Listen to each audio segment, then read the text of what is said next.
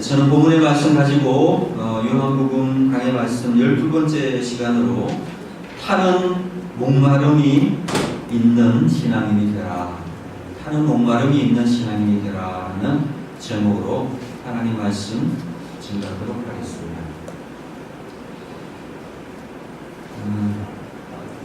오늘 본문에 보시면 한 여인이 등장하고 있죠.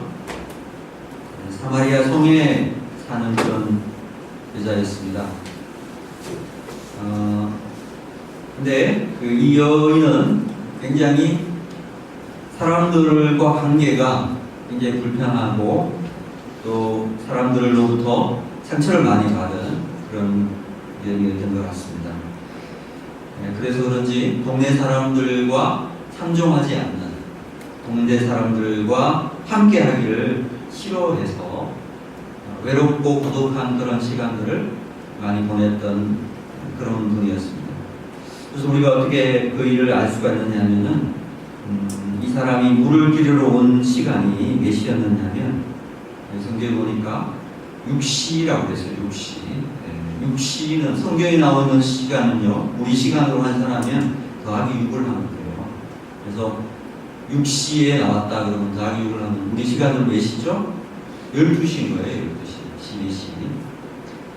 그러니까 인적이 드문 난 12시가 되는 겁니다. 여러분, 우리는 12시 그러면 별 의미가 없지만 이 팔레스타인 지역은 사막 지역입니다. 그래서 12시쯤 되면요, 아주 장렬하는 태양 때문에 온도가 엄청 올라가요. 그래서 보통 한 2시까지, 12시부터 한 2시까지는 사람들이 아예 다니질 않아요. 온도를 재면요, 거의 50도일 거예요. 그런데도 이 사막 지역이기 때문에 날씨가 건조해서 그늘에만 들어가면 시원하게 돼요. 습하지는 않아요. 그런 그 지역적인 특성이 있습니다. 그러니까 적어도 이 낮 12시에 물을 기르러 왔다라는 것은 어떤 의미가 있느냐? 사람이 없는 시간을 틈타서 나오는 거예요. 사람들과 만나고 싶어 하지 않는 거예요.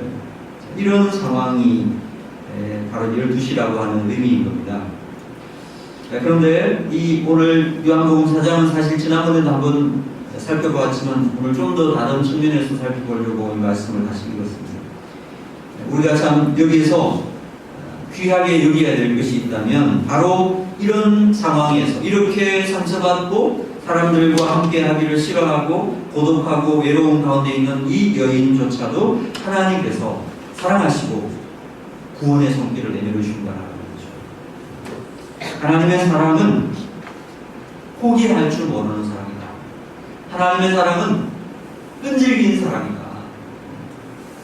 구원하기로 작정한 영혼은 포기하지 않으시고 찾아오시고 불러주시고 붙들어주시는 그런 하나님의 사랑이라는 거예요. 그래서 여러분, 우리의 삶 가운데도 마찬가지입니다. 내 자신도 마찬가지예요. 우리가 때로는 연약하고 넘어지고 실패하고 나는 이제 어쩔 수 없나 보다라고 포기한다 할지라도 우리 하나님은 포기하지 않으신다는 거예요. 할렐루야. 얼마나 그것이 위로가 됩니까? 하나님의 사전에는요, 포기가 없어요. 하나님의 사랑에는 포기가 없습니다. 내가 넘어지고 내가 연약하여 쓰러진다 하더라도 잠시 넘어진다고 해서 하나님이 우리를 포기하지 않는다는 겁니다. 하나님은 낙심하고 잠시 연약하고 잠시 쓰러진다 하더라도 다시금 일어날 수 있도록 용기를 주시고 다시금 일어날 수 있도록 힘을 더해주신다는 거예요.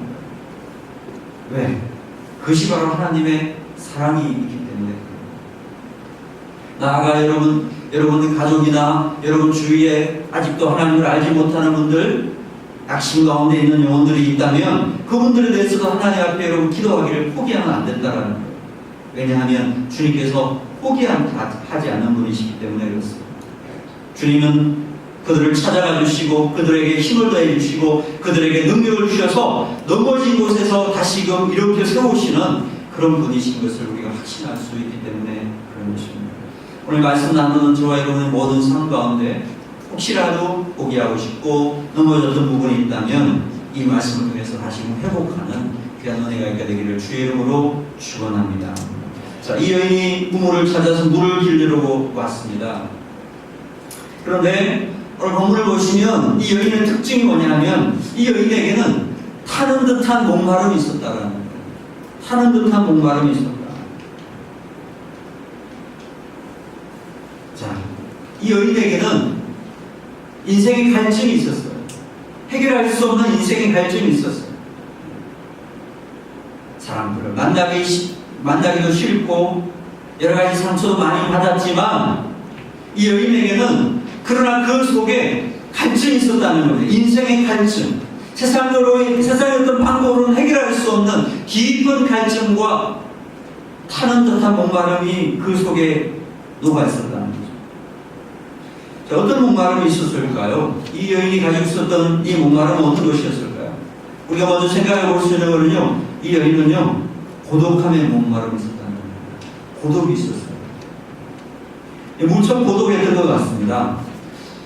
우리가 본문을 읽어보아서 알겠지만 대화의 내용 속에 보면 이분에게는요 남편이 5명이나 있었던 사람이에요. 그리고 지금 살고 있는 남자도 자기 남편이 아니에요. 무슨 뜻이에요? 아주 부적절한 관계를 맺고 있다는 거예요.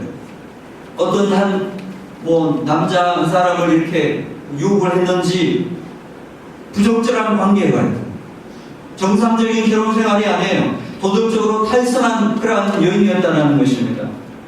여러분, 이런 여인들은 당시의 사회법에 의하면, 율법에 의하면 배척의 대상이고 경멸의 대상이에요. 누가 가까이 하겠습니까? 교제가 단절된 겁니다. 그러나 여러분, 사람에게 있어서 가장 고통스러운 것이 뭐냐 하면요, 관계라는 교제가 떨어지는 고통입니다. 이보다도 큰 고통은 없는 것입니다. 그래서 사람들은 본능적으로 애착 관계를 맺기를 원해요. 누군가와 관계를 맺기를 원하고 그 관계 속에서 사랑과 소통하는 마음들을 가지면서 살아가기를 원하는 마음들이 있는 것입니다. 그게 채워지지 않으니까 사람들이 뭘 하느냐? 중독의 길로 빠져드는 것입니다. 채워져야 될 어떤 공간이 있는데 거기에 채워져야 될 것들이 채워지지 않으니까 뭐라도 채우고 싶어서 채우는 게 뭐냐면 그게 물질이다. 최근에 와서 사회적 이슈가 되고 있는 물질 중독 있죠. 마약 중독. 이런 것들이 다 왜 생기느냐? 결국 그것이 그 가슴 채워져야 될 뜨거운 사랑 대신에 뭔가 다른 것으로 채우고 싶은 것들로 채우는데 그게 바로 술이요. 그게 바로 마약이고 그게 약물이더라는 것이죠. 결국은 이 중독에 빠진 사람들을 심리를 연구해 보면 그 안에 깊은 고독이 원인이 있더라는 거예요. 고독함. 이 여인을 보시면 너무너무 고독했습니다. 그래가지고 이 사람이 추구했던 게 뭐냐면은 이 성적인 어떤 충동을 견디지 못하고 그래서 일종의 성중독에 빠진 것이라고 볼 수 있을 것입니다. 어떻게 보면 상당히 매력적인 외모를 가지고 있었던 것 같아요. 그러니까 이렇게 5명의 그 남자와 결혼도 하고 차고 뭐 다시 유혹하고 이렇게 했겠죠.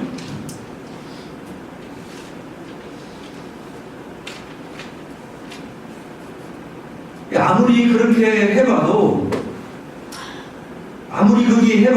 이 여인에게 있어서는 그걸로 해결이 안 되는 것이 또한 문제였던 것이죠. 자기는 이 채워지지 않는 이 고독함, 채워지지 않는 어떤 타는 목마름을 어떻게든 성적인 부분으로, 육신의 쾌락적인 부분으로 채워보고 싶은 마음이 있었는데 그것이 채워지지 않는 거예요. 예수님께서는요, 그것을 훤히 깨뜨려 보셨습니다. 그리고 10절에 이렇게 말씀하십니다. 여러분 10절을 다시 한번 보십시다. 4장 10절입니다. 같이 읽어볼까요? 시작. 예수께서 대답하여 이르시되 내가 만일 하나님의 선물과 또 내게 물 좀 달라는 이가 누구인 줄 알았더라면 내가 그에게 구하였을 것이요 그가 생수를 내게 주었으리라. 무슨 뜻입니까? 이 여인 안에는요 타는 듯한 목마름이 있었다는 거예요. 예수님이 뭘 깨뜨려 보신 거죠. 너 안에 타는 듯한 목마름이 있고 그것을 채워줄 이가 나인 줄 알았더라면 네가 그것을 구했을 것이다. 타는 목마름이 있음을 벌써 아셨다는 것입니다. 그러나 여러분, 우리에게도 마찬가지입니다. 우리에게도 목마름이 있을 수가 있습니다. 타는 듯한 갈증이 있을 수 있다는 것입니다. 마치 황량한 사막 가운데 던져진 것처럼 인생살이에 있어서 사막 같은 황량한 인생살이에 목마름을 느끼지 않는 사람은 그 아무도 없을 것입니다. 어떤 분들은 이런 고독함을 목말라하는 분들이 있고, 어떤 분은 진리에 목말라하는 분들이 있고, 어떤 분들은 영적으로 목말라하는 분들이 있습니다. 그런데 또 어떤 분들은 목말라하지 말아야 할 것들을 목말라하는 분들도 있습니다. 물질에 목말라하고 명예에 목말라하고 쾌락에 목말라하면서 그것을 따라가는 그런 인생도 있다라는 거죠. 여러분, 아무리 목말라도요, 내가 목말 갈증이 생긴다고 하더라도 소금물을 마시면 어떻습니까? 더 목이 마를 수밖에 없는 것처럼 세상이 주는 물을 마시는 자는 다시 목마를 수밖에 없다는 거예요. 주님 말씀하셨습니다. 이 물을 마시는 자마다 다시 목마를 것이다. 세상이 주는 물을 마시는 자는 세상의 것으로 채워보려고 했지만은 이 여인은 다시 목마르게 되었어요. 더 갈급함이, 더 심각한 갈증이 찾아오게 되었다는 것입니다. 그러나 여러분, 오직 예수 그리스도만이 우리의 타는 듯한 목마름을 해결할 수 있는 유일한 생명수가 되심을 믿으시기를 주의 이름으로 축복합니다. 오직 예수 그리스도만이 우리의 갈증을 해결할 수 있는 분입니다. 여러분, 한 사람의 영적 수준은 그가 무엇을 목말라 하는가를 보면 알 수 있다는 것입니다. 다윗은 이런 고백을 했습니다. 시편 42장 42편 1절에 보니까 하나님이여 사슴이 시냇물을 찾기에 갈급함같이 내 영혼이 주를 찾기에 갈급하니이다. 내 영혼이 하나님과 살아계신 하나님을 갈망하나니 내가 어느 때에 나가서 하나님을 배울까? 그럼 무엇을 목말라 했습니까? 내 영혼이 살아계시는 하나님을 갈망합니다라고 했어요. 사슴이 시냇물을 찾기에 갈급함같이 내 영혼이 그렇게 하나님을 갈망합니다. 전에 말씀드린 적이 있는데, 여러분, 사슴은요, 이 목 구조상 3일을 물을 못 마시면요, 혀가 안으로 굽어 말려가지고 목이 막혀서 질식하게 된대요. 그것을 잘 아는 사슴이, 그러니까 사흘 동안 목마른 그런 사슴은요, 시냇물을 어떤 마음으로 찾느냐? 죽지 않기 위해서 정말 죽자 사자하는 마음으로 찾는 거예요. 왜냐하면 죽으니까 이제. 목이 말라가지고 혀가 구부러져가지고 자기의 기도를 막아서 이제는 죽을 수밖에 없으니까 죽지 않으려고 그렇게 시냇물을 찾는 거예요. 다윗은 그것을 알고 이렇게 말합니다. 사슴이 시냇물을 찾기에 갈급함같이 그러한 헐떡거리는 마음으로 주님을 내가 찾습니다라고 고백하고 있습니다. 여러분, 이것이 다윗의 영적 수준이라. 우리는 무엇을 목말라하고 있는가를 보면 그 사람의 영적인 수준을 알 수가 있습니다. 여러분은 무엇을 과연 목말라하고 있습니까? 여러분은 과연 하나님을 그렇게 목말라하고 주님이 주시는 생수를 그렇게 목말라하고 있습니까? 주님 앞에 나올 때 그런 헐떡거리는 마음으로 주님 앞에 서고 계십니다. 이런 타는 듯한 목마름을 가지고 예수님 만나게 됐을 때에 예수님은요, 이 여인의 그 갈급한 목마름을 주님의 생명수로 채워주시게 되더라는 것입니다. 말씀하십니다. 내가 주는 물을 먹는 자는 영원히 목마르지 아니하리니 내가 주는 물은 그 속에서 영생하도록 솟아나는 샘물이 되리라. 오늘 저와 여러분이 예수님이 주시는 생명수를 충분하게 먹고 우리 인생에 타는 듯한 목마름이, 우리 안에 있는 내적인 갈등들이, 우리 안에 있는 여러 가지 상처들이 주님의 그 은혜로 치유받고 회복되는 놀라운 은혜가 있게 되기를 주의 이름으로 축원합니다. 여러분, 인생에 있어서 참 만남이 중요한 것 같아요. 만남보다 더 큰 복이 없습니다. 저는요, 여러분들이 복을 구하잖아요. 나 복 좀 받게 됐습니다. 복 좀 받고 싶습니다. 이러는데요, 정작 그러면서 기도 안 하는 게 있어요. 그게 뭐냐면 만남의 복을 달라고 기도를 합니다. 여러분, 기억하십시오. 하나님이 주시는 복들은요, 다 만남을 통해서 와요. 누구를 만나는 자를 보면 내가 복받은 사람인가 복받지 못한 사람인가를 알 수가 있어요. 하나님의 복이 많은 사람들을 보면 좋은 만남이 있는 사람들이에요. 여러분, 지금의 아내와 남편, 아이들 잘 만났죠? 이럴 때는 아멘 크게 해야 되는 거예요. 우리 교회 잘 나오셨죠? 우리 서로 믿음의 교제를 잘 이루시죠? 이런 것들이 다 복이에요, 복. 사마리아 여인은요, 단순히 물 길러러 왔다가 누구를 만났습니까? 지금 예수님 만난 거예요, 예수님. 그래서 구원도 받게 되고 인생에 타는 목마름도 다 해결을 받게 되었다는 거예요. 여러분, 아무리 힘들고 어려운 문제들도 보면 직접 만나면 해결되는 것들이 참 많이 있습니다. 우리가 뭐 보면 요즘은 SNS로 뭘 다 하려고 하는데 사실 SNS에 한계가 많이 있습니다. 표현을 하기도 그렇고요. SNS는 첫째 눈을 볼 수가 없어요.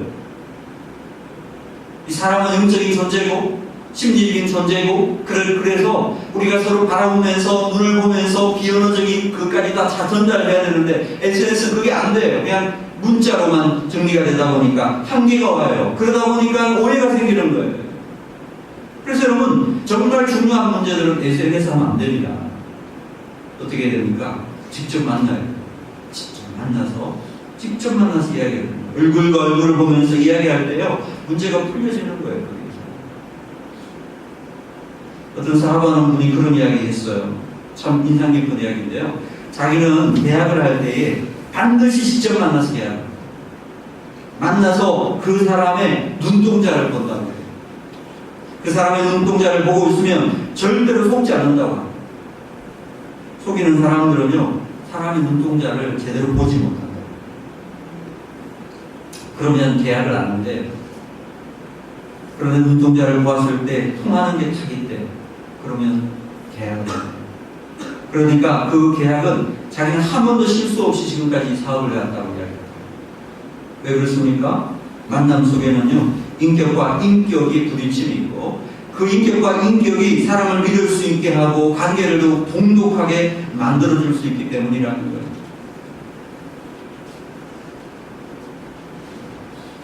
앞으로 시대가 점점 발달하면 이제 예배도 이렇게 나와서 예배드리지 않고 집에서 그냥 화면 보고 예배드리는 그런 시대가 오지 않겠느냐, 이런 이야기를 하는데 저는 그게 반대하고 있어요. 네, 우리는 이렇게 같이 만나서 함께 얼굴을 보면서 교제하는 시간, 이게 진짜 교제입니다. 어쩔 수 없는 상황에서는 우리가 화면을 보고 말씀도 듣고 그럴 수 있지만 그것이 일상되면 안 돼요. 직접 만나서 그 만남 속에서 주어지는 하나님의 은혜가 있습니다. 예수님과의 만남도 마찬가지입니다. 여러분, 예수님 만난 사람들은 다 변화되었어요. 왜 그렇습니까? 예수님의 인격과 그 사랑을 그 속에서 보았기 때문에, 만났기 때문에 그렇습니다. 고기 잡던 베드로가 예수님 만났을 때 그는 사람 나는 업으로 변화되었습니다. 예수님 남자를 잡아 때리고 죽이던 바울이 예수님 만나니까 예수님 증거하는 자로 변화되기 시작했다는 거예요. 변화되기 시작했다. 오늘 사마리아 여인도 마찬가지였습니다. 예수님 만나기 전에는 버림받은 사람이었습니다. 멸시와 천대와 고독한 사람이었습니다. 그런데 예수님 만나고 나니까 완전히 변화되어가지고 동네로 뛰어들어가가지고 사람들 붙잡고 말합니다. 내가 메시아를 만났다고 소리치는 복음 전하는 자로 변화되더라는 것입니다. 여러분, 우리 인생에도 마찬가지입니다. 음식에 양념이 들어가야 맛을 내는 것처럼 우리 인생에도 예수 그리스도라고 하는 분이 우리 인생에 오셔야 비로소 우리의 삶이 맛이 나고 가치가 있어지고 빛이 나고 영광이 나는 거예요. 그 예수님 만날 때 우리 인생이 변화됩니다. 예수님 만나서 우리 모두가 다 그 가운데서 영광을 바라보며 우리의 삶의 놀라운 변화와 은혜를 체험할 수 있는 저와 여러분 삶 되기를 주의 이름으로 축원합니다. 이제 마지막으로 예수님께서 이 타는 공간을 어떻게 채워주셨는가를 잠깐 살펴보겠습니다. 예수님께서 사마리아 여인을 만나셔서 제일 먼저 하신 일이 무엇입니까? 이 여인의 문제를 드러내셨다는 것입니다. 예수님께서 이렇게 시작하죠. 물을 달라고 했습니다. 그러니까 여인이 뭐라고 했습니까? 아니, 유대인 남자인 당신이 사마리아 여자인 나에게 물을 달라고 합니까? 여기는 두 가지 의미가 있어요. 남자와 여자가 굉장히 차별이 있던 시절이에요. 그래서 남녀는 상종하지도 않았어요. 특별히 모르는 사람은 더 그랬어요. 그런데 남자인 당신이 여자인 나에게 물을 달라고 합니까? 이 말이고요. 또 한 가지는 유대인 남자예요. 그리고 사마리아 여자예요. 이 관계를 지난주에 설명을 드렸죠. 철천지 원수 같은 그런 시간. 상종하지 않았어요. 땅도 밟지 않았어요. 그러니까 유대인 남자인 당신이 사마리아 여자에게 물을 달라고 합니까? 아주 투명스러운 말투로 지금 이야기하는 겁니다. 그러니까 예수님께서 뭐라고 말씀하십니까? 내게 물을 구하였으면 영원토록 솟아나는 생수를 내가 주었을 것이다. 그러니까 이자가 또 뭐라고 합니까? 주여 여기 물기를 그릇도 없고 물도 그렇게 없는데 어떻게 물을 주겠습니까? 물기를 그릇도 안 가져왔나 봐요. 급히 나오는 거. 사마리아 여인과의 겉도는 이야기만 자꾸 이야기를 하죠. 자기 속 이야기를 하지 않았어요. 이런 이야기를 하니까 이제 예수님께서 이 여인에게 찌르는 질문을 합니다. 이걸 우리가 상담에서는 직면시킨다고 해요. 자꾸 회피하고 딴 이야기 하니까 예수님께서 아주 핵심을 찌르는 한마디예요. 네 남편을 데리고 와라. 그럼 우리가 이 성경을 조금 자세하게 분석하면서 이 부분을 읽어보면 좀 기가 막히네요. 이 여인의 문제가 바로 그거예요. 내 남편을 데려오라. 이 한마디에 이 여인이 아마 주춤하고 갑자기 떨어질지 모를 것 같다는 생각이 들었어요. 마음이 자기가 지금까지 생각하고 그렇게 찾던 그 문제가 여기 있는데 지금 이게 막 흔들려 무너져 내리고 있는 거예요. 이 여인의 문제의 핵심이었어요. 인생의 타는 목마름을 해결할 방법이 자기 생각에는 이 사람 저 사람 만나고 이 사람 저 사람 만나서 자신의 어떤 갈증을 해결해 보려고 했었는데 다 실패했거든요 지금. 그러나 예수님께서 그 문제를 다루기 시작했어요. 그 문제를 짚기 시작했어요. 네 남편을 데려와. 여인이 대답해 뭡니까? 나는 남편이 없어요. 처음으로 진실한 순간이에요. 처음으로 진실한 순간. 이 목마름을 해결하기 위해서 이 방법 저 방법 다 써봤는데 나는 실패했습니다 지금. 세상에는 그 어떤 것도 저의 이 갈증을 해결해 주지는 못했습니다. 처음으로 인정하고 고백한 거예요. 저는 남편이 없습니다. 저는 해결 못했어요. 사랑하는 우리가 예수님 앞에 나올 때에 진실함을 가지고 주님 앞에 말씀하실 때 그 진실함을 고백할 때 비로소 치유가 임하게 되는 거예요. 우리의 가면에 쓴 모습을 가지고 살아가면 우리의 진실된 모습, 우리의 죄악된 모습, 내 갈급한 모습들 다 그냥 회피하고 마치 가면 쓴 모습으로 주님 앞에 나와가지고는 주님 만날 수 없어요. 제가 상담을 하다 보면 많은 분들이 자기를 아주 나이스하게 보이기 위해서 가면을 많이 쓰고 자기의 모습을 들여다보고 싶지 않은가 봐요. 그래서 자기의 좋은 모습, 행복한 모습을 자꾸 이야기하려고 해요. 그러면 제가 한마디예요. 지금 이야기는 하시는데 굉장히 슬퍼 보이시고 그 순간에 마음이 흔들려요. 우리가 이 직면이라고 생각합니다. C.S. 루이스라고 하는 기독교 철학자가 그런 이야기를 했어요. 우리는 다 가면을 쓰고 사는 사람. 자기 자신의 모습을 가리고 싶은 모습들이 있어요. 그래서 가면을 다 쓰고 사는데, 그런데 이 가면을 너무 오랫동안 쓰고 살다 보면 어느 순간 이 가면을 벗고 나의 진실한 모습으로 내 얼굴로 나오고 싶은데 이 가면이 얼굴에 달아붙어가지고 가면이 떨어지지 않는다. 그 가면이 내가 돼버린다. 그래서 너무 오랫동안 가면을 쓰고 살면 어느 순간 진정으로 나 자신이 한 번도 되어보지 못한 채 세상을 떠나야 될지도 모른다. 이런 이야기입니다. 참 무서운 이야기입니다. 예수님은 지금 가면 쓰고 있는 이 여인에게 진실한 모습을 요구했습니다. 내 남편을 데려와라. 예, 남편이 없습니다. 그때 예수님께서 뭐라고 말씀하십니까? 그래, 네 남편이 없다는 말이 맞다. 너 남편이 전에도 5이나 있었고 지금 있는 자도 내 남편이 아니다. 이 속에는 참 깊은 의미가 담겨 있어요. 지금까지 너의 인생에 네가 원하는 것을 찾아다니는 인생이었다. 네가 그래서 만족하더냐? 네가 남편을 5이나 바꿔봤더니 그래 만족하더냐? 만족 없었습니다. 예수님. 저는 타는 듯한 목마름이 있습니다. 네가 추구하는 삶을 찾았느냐?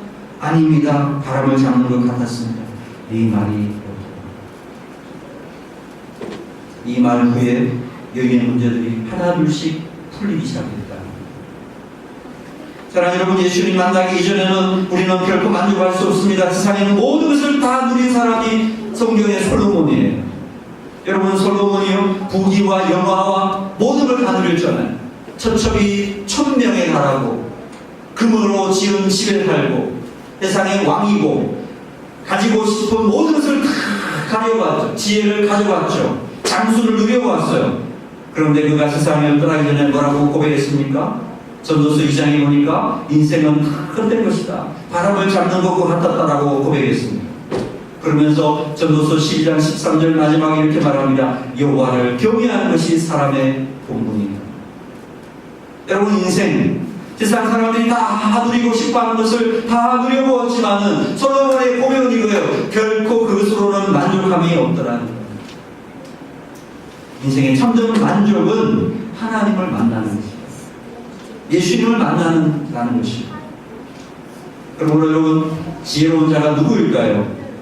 길게 사는가 짧게 사는가 그건 중요한 게 아니에요. 인생의 참된 지혜는 생수이신 하나님을 만나서 그분과 동행하고 그분의 말씀을 따라 하루하루 기쁨으로 살아가는 자, 그가 참 지혜로운 사람입니다. 오늘 저 여러분이 이러한 지혜를 가지고 이 은혜를 누릴 수 있게 되기를 주의 이름으로 축원합니다. 예수님께서 이 여인의 문제를 드러내셨습니다. 드러낸 목적이 뭘까요?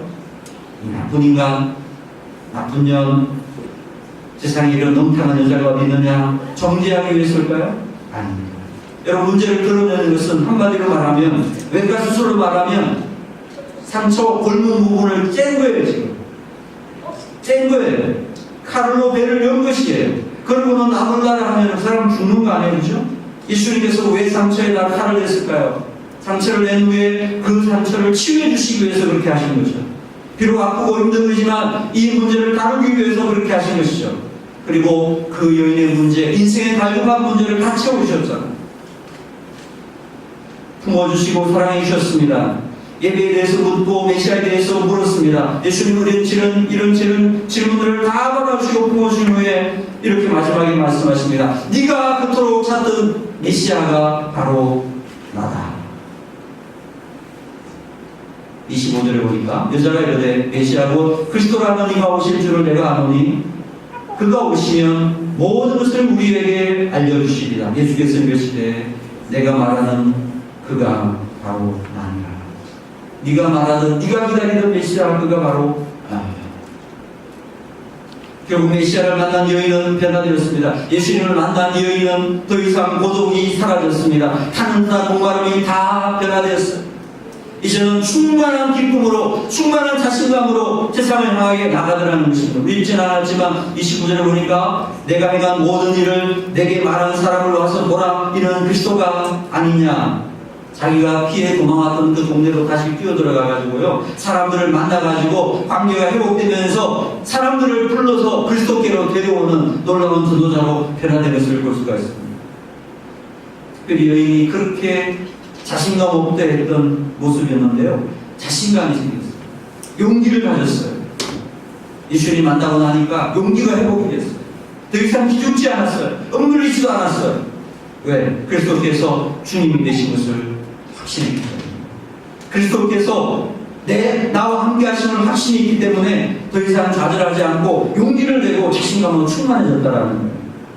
이것이 바로 회복된 사람의 모습, 치유받은 사람의 모습이라는 것입니다.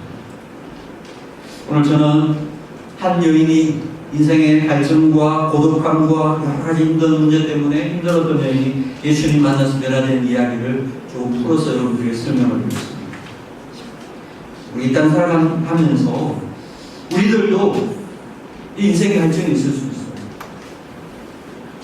여러 가지 갈급함 있을 때마다 우리 해답을 알고 있죠. 예수님 만나면 된다라는 걸 알고 있지만 때때로 잃어버리고 예수님보다 세상의 것들을 찾았던 우리의 모습들을 회개하면서 참 인생의 생수가 되시는 예수님을 다시금 찾고 구함으로 그 주님께서 우리의 목마름을 해결해 주시는 은혜를 오늘 이 시간 우리들도 누릴 수 있게 되기를 진심으로 소망합니다. 예수님 만나서 우리의 모든 인생의 목마름이 해결되고 자신감 넘치는 그런 인생으로 변화되는 저와 여러분 삶 되기를 주의 이름으로 축원합니다. 아멘.